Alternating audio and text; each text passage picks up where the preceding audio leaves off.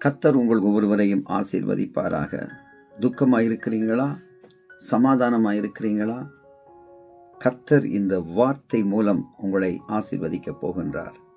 ஆண்டவருடைய ஜீவனுள்ள வார்த்தை என் வாழ்க்கையை மாற்ற வல்லமை உள்ளது. வாசிப்போம். லூக்கா எழுதின சுவிசேஷ புத்தகத்திலே 5வது அதிகாரம் 4வது வசனத்தில் இருந்து 9வது வசனம் வரைக்கும் வாசிக்கும் போது, லூக்கா எழுதின சுவிசேஷ புத்தகம் 5வது அதிகாரம் 4வது வசனத்தில் இருந்து 9வது வசனம் வரைக்கும் வாசிக்கும் போது, அங்கு ஒரு மகிமையான ஒரு அற்புதம் நடக்கிறதை நாங்கள் பார்க்கலாம். அவருடைய சீஷர்களுக்கு, இயேசு கிறிஸ்துவோடு இருந்த சீஷர்களுக்கு கர்த்தர் செய்கிற மகிமையான ஒரு அற்புதத்தை நாங்கள் பார்க்கலாம். அதே அற்புதம் இன்றைக்கு கர்த்தர் உங்களுக்கு செய்ய போகின்றார். எப்படி செய்வார் தெரியுமா? நீங்கள் இந்த வார்த்தையின் முடிவிலே நீங்கள் அதை விசுவாசித்தால் கர்த்தர் உங்களுக்கு அதை செய்வார். வாசிப்போமா? அவர் போதகம் பண்ணி முடித்த பின்பு சீமோனை நோக்கி, ஆழத்திலே தள்ளி கொண்டு போய் மீன் பிடிக்கும்படி உங்கள் வலைகளை போடுங்கள் என்றார். அவர் என்ன செய்த பின்பு இதை சொன்னார் தெரியுமா? அவர் போதகம் பண்ணி முடித்த பின்பு இதை சொன்னார். எப்பொழுதுமே ஆண்டவருடைய வார்த்தை ஒரு மனிதனுடைய வாழ்க்கையில வரும்போது, அந்த வார்த்தையை நாங்கள் ரிசீவ் பண்ண, அதை நாங்கள் ஏற்றுக்கொள்ள, அதை எங்கள் உள்ளத்திலே நாங்கள் தக்க வைக்க தெரியுமாயிருந்தால் அப்பொழுதுதான் அற்புதம் நடக்கும். பிரியமானவர்களே, பாருங்கள், வசனம் தொடங்கும் போது எப்படி சொல்லுகிறது? அவர் போதகம் பண்ணி முடித்த பின்புதான் சீமோனை பார்த்து சொல்லுகின்றார். அப்போ போதகம் பண்ணி முடித்த போது இந்த வார்த்தையை சொல்லும் போது சீமோன் அவருக்கு பிரதியுத்தரமாக என்ன வார்த்தை சொல்கிறார் என்று கவனித்து பாருங்கள். அதற்கு சீமோன், ஐயரே, முழுவதும் நாங்கள் பிரயாசப்பட்டும் ஒன்றும் அகப்படவில்லை. ஆகிலும் உடைய வார்த்தையின்படியே வலையை போடுகிறேன் என்றான். பாருங்கள், சீமோன் அவர் ஒரு மீன் பிடிக்கின்ற ஒரு தொழிலை செய்கிறவராய் இருந்தார். அந்த கடல் அவருக்கு பக்குவப்பட்ட ஒரு கடல். அந்த மீன் பிடிக்கிற இடத்துல எந்தெந்த இடங்கள்ல மீன் இருக்கும், எப்படி எல்லாம் பிடிக்கலாம் என்று அவர்களுக்கு நன்றாக பயிற்சி பெற்றவர்கள் அவர்கள். ஆனால் இரவு முழுவதும் பிரயாசப்பட்டு ஒரு மீன் கூட பிடிபடவில்லை என்று சொல்லி அவர்கள் மிக வருத்தத்தோடு வேதனையோடு அங்கே கரைக்கு திரும்புகின்றார்கள். திரும்பும் போது ஆண்டவர் சொல்கிறார், அவர் சீமோனை பார்த்து சொல்கிறார், நீ ஆழத்தில் தள்ளி கொண்டு போய் மீன் பிடிக்கும்படி உன் வலைகளை போடுங்கள் என்று சீமோனை பார்த்து ஆண்டவர் சொல்லுகின்றார். ஆழத்திலே அந்த ரகசிய அந்த வார்த்தையை கவனமாய் நாங்கள் பார்க்கணும். ஆண்டவருடைய வார்த்தையை நாங்கள் தியானிக்கும் போது அதனுடைய கருப்பொருட்கள் ஆழத்திலே அதுக்குள்ளே அந்த வசனத்துக்குள்ளே என்ன மறைப்பொருட்கள் இருக்கிறது என்பதை குறித்து நாங்கள் தியானிக்கணும். பிரியமானவர்களே, வார்த்தை தான் எங்களோட வாழ்க்கையை மாற்றும். வார்த்தை தான் எங்களோட வாழ்க்கையிலே ஜீவனை கொண்டு வரும். வார்த்தையில தான் மிகவும் வல்லமை இருக்கின்றது. தேவனுடைய வார்த்தையில் இருக்கிற வல்லமை போல உலகத்தில் நீங்க எங்கேயுமே அந்த காரியத்தை கண்டுபிடிக்க முடியாது. பிரியமானவர்களே, தேவனுடைய வார்த்தை அவ்வளவு மிகவும் வல்லமை உள்ளதா இருக்கிறபடியினாலே அவர் சொல்கிறார், நீ ஆழத்திலே கொண்டு போய் உங்கள் வலைகளை போடுங்கள். தேவனுடைய வார்த்தையை தியானிக்கும் போது அதனுடைய உள்ளே இருக்கின்ற கருப்பொருட்களை, ஆழத்தில் அந்த வசனம் என்ன சொல்கிறது என்பதை குறித்து தியானிக்க வேண்டும். சரி, அவனுக்கு அதுக்கு பதில் என்ன சொன்னான்? உங்களுடைய வார்த்தையின்படி வலையை போடுகிற. முதலாவது சீமோன் செய்த முக்கியமான காரியம் என்ன தெரியுமா? அவருடைய வார்த்தைக்கு அவன் கீழ்ப்படிந்தான். இன்றைக்கு பிரியமான சகோதர சகோதரிகளே, அநேகர் வார்த்தையை கேட்பார்கள், ஆனால் கீழ்ப்படிய மாட்டார்கள். வார்த்தை சொல்லும் போது அது நல்லா இருந்தது, அது அப்படி இருந்தது, இப்படி இருந்தது. இன்றைக்கு வார்த்தை அது மாதிரி ஒரு பெரிய காரியத்தை செய்யக்கூடிய மாதிரி வார்த்தை இருந்தது. ஆனால் அவர்கள் அந்த வார்த்தைக்கு ஒப்பு கொடுக்க மாட்டார்கள், கீழ்ப்படிய மாட்டார்கள். அதனால அற்புதத்தை காண முடியாது. பிரியமானவர்களே, ஆகிலும் உம்முடைய வார்த்தையின்படி, இயேசு கிறிஸ்துவின் வார்த்தையை விசுவாசித்தால் இன்றைக்கு உங்களுக்கு ஆண்டவர் அற்புதம் செய்ய காத்திருக்கின்றார். நீங்கள் ஏன் ஆண்டவருடைய வார்த்தையை விசுவாசிக்க முடியவில்லை தெரியுமா? உங்களுக்கு அற்புதம் நடக்கிறதுக்கு பிசாசு விடுவதில்லை. சாத்தான் உங்களை அந்த அற்புதம் நடக்காதபடி தடை பண்ணுவான். கவலையும் கண்ணீரும் துக்கமும் பாடுகளும் நிந்தைகளும் வேதனைகளும் மாறி மாறி கூட வாழ்க்கையை சூழ்ந்து கொண்டு இருக்கிறதா? நீங்கள் வார்த்தையை விசுவாசிப்பதில்லை. ஆகிலும் உம்முடைய வார்த்தையின்படியே நான் வலையை போடுகிறேன் என்று சீமோன் கீழ்ப்படிந்தான்.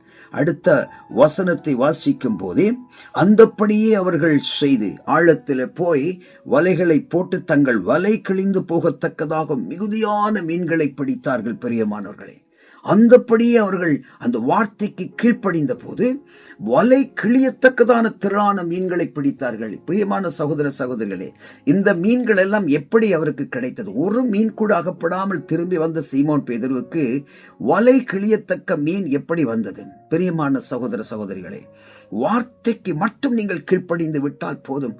கர்த்தர் இல்லாதவைகளை இருக்கிறது போல அழைக்கிற தேவன். இதோ மாம்சமான மனிதனுக்கு என்னால் செய்யக்கூடாத காரியம் ஒன்று உண்டோ என்று பரிதவிக்கிற ஒரு தேவன். உங்களுக்கு அற்புதம் செய்ய ஆண்டவர் காத்திருக்கிறார். ஆனால் அந்த வார்த்தைக்கு கீழ்ப்படிய மாத்திரம் நீங்கள் உங்களை பழக்கி கொண்டால் போதும்.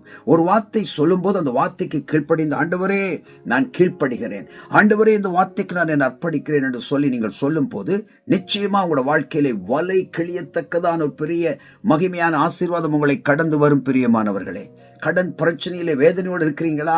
கண்ணீரோடு இருக்கிறீங்களா? உங்களை மனுஷர்கள் ஏமாற்றின சூழ்நிலையில் இருக்கிறீங்களா? நீங்க நம்பினவர்கள் உங்களுக்கு துரோகம் பண்ணினார்களா? வார்த்தைக்கு கீழ்ப்படியுங்க, வார்த்தைக்கு கீழ்ப்படியுங்க. தேவனுடைய வார்த்தை இப்பொழுது வந்து கொண்டிருக்கிறது. பிரியமானவர்களே, இந்த வார்த்தை உங்களை ஆசீர்வதிக்கும். ஆண்டவரே எனக்கு தெரியாது, நான் இந்த வார்த்தையை கேட்டேன், இந்த வார்த்தையில இந்த சகோதரன் இப்படி சொன்னார் என்று சொல்லி ஆண்டவர்கிட்ட சொல்லுங்க. ஆண்டவரே இந்த வார்த்தைக்கு நான் கீழ்ப்படுகிறேன், எனக்கும் உதவி செய்யுங்க. மாம்சமான மனிதனுக்கு என்னால் செய்யக்கூடாத காரியம் ஒன்று உண்டு ஒன்று கேட்டீங்களேப்பா, எனக்கும் உங்களோட வார்த்தையின்படி உதவி செய்யுங்க என்று சொல்லி ஆண்டவர்கிட்ட கேளுங்க. லூக்கா எழுதின சுவிசேஷ புத்தகத்தில் 5வது அதிகாரம் 7ஆம் வசனம் சொல்கிறது, அப்பொழுது என்று வசனம் தொடங்குகிறது. பாருங்க, வலை கிழியத்தக்கதான திரளான மீன்களை பிடித்த போது அங்கே வருகின்றது அப்பொழுது. இன்றைக்கு பிரியமான சகோதர சகோதரிகளே, நாங்கள் கஷ்டப்பட்டு நொந்து நாங்கள் ஒதுக்கப்பட்ட சூழ்நிலை இருக்கும்போது எங்களை யாரும் தேடி வரமாட்டார்கள். பிரியமானவர்களே, நாங்கள் ஒரு கஷ்டமான சூழ்நிலை விழுந்து விட்டால், எங்களுடைய வாழ்க்கை கசந்தது போல அநேக மனுஷர்களால் நாங்கள் கைவிடப்பட்ட சூழ்நிலை இருக்கும் போது எங்களை மனுஷர்கள் தேடி வரமாட்டார்கள். ஆனால் எங்களுக்கு திரளான ஆஸ்திகள் வந்து பேரும் புகழும் செல்வங்களும் கொழிக்கும் போது எங்களை தேடி அநேக மனுஷர்கள் தேடி தேடி வருவார்கள். போன் பண்ணி கதைப்பார்கள், எங்கள ரொம்ப அன்பா இருக்கிறவர்கள் போல கதைப்பார்கள். அதுதான் இங்கே வசனத்தில் வாசிக்கிறோம். அப்பொழுது மற்ற படகுகளில் இருந்த கூட்டாளிகள் வந்து தங்களுக்கு உதவி செய்யும்படி சைகை காட்டினார்கள். பாருங்க, பக்கத்தில் இருந்த அநேக கூட்டாளிகளை இவர்கள் கூப்பிடுகிறார்கள், வந்து எங்களுக்கு உதவி செய்யுங்க என்று கூப்பிடுகிறார்கள். பாருங்க, அவர்கள் வந்து 2 படகுகளும் அமிழத்தக்கதாக நிரப்பினார்கள். மிகுந்த ஒரு அற்புதம் பிரியமானவர்களே, இது நினைத்து பார்க்க முடியாத ஒரு அற்புதம். வலை கிழியத்தக்கதான மீன்கள் வந்தது, அது மாத்திரமல்ல 2 படகுகளும் அமிழத்தக்கதாக அவ்வளவு மீனை எடுத்து படகுகளை போடுகிறார்கள்.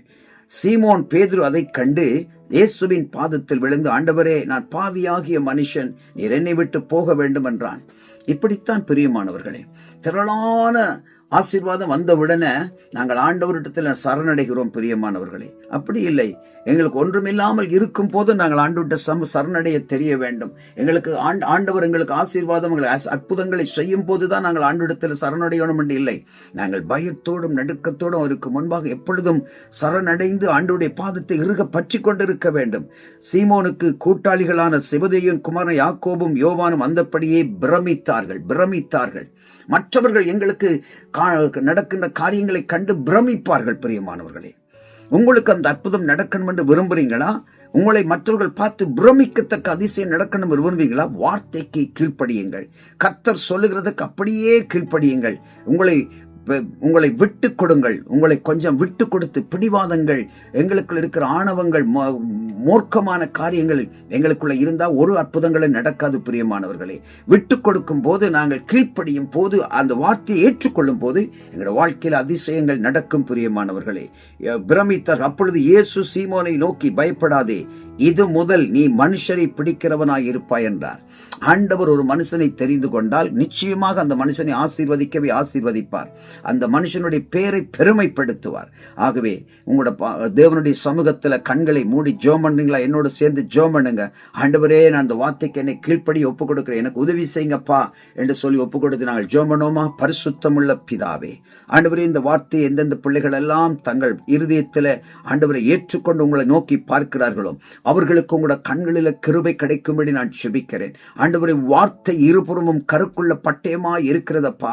ஆத்துமாவை மாவியை ஊனையும் கணுக்களையும் உருவ குத்தக்கூடியதாயும் இருதயத்தின் நினைவுகளை யோசனைகளை வகையறுக்கக்கூடிய தேவனுடைய வல்லமை உள்ள இந்த வார்த்தை ஆண்டவர் இந்த பிள்ளைகளுடைய வாழ்க்கையிலே மாற்றங்களை கொண்டு வரட்டும். எப்பேற்பட்ட சூழ்நிலை இருந்தாலும் ஆண்டவருடைய கரம் இந்த பிள்ளைகளை நடத்தும்படி நான் செபிக்கிறேன். நசரேயனாகிய இயேசு கிறிஸ்துவின் நாமத்தில் செபிக்கிறேன், ஜீவனை கொடுத்த நல்ல பிதாவே. ஆமேன், ஆமேன். கர்த்தர் ஒவ்வொருவரையும் ஆசீர்வதிப்பாராக. ஆமேன். God bless you. God bless you.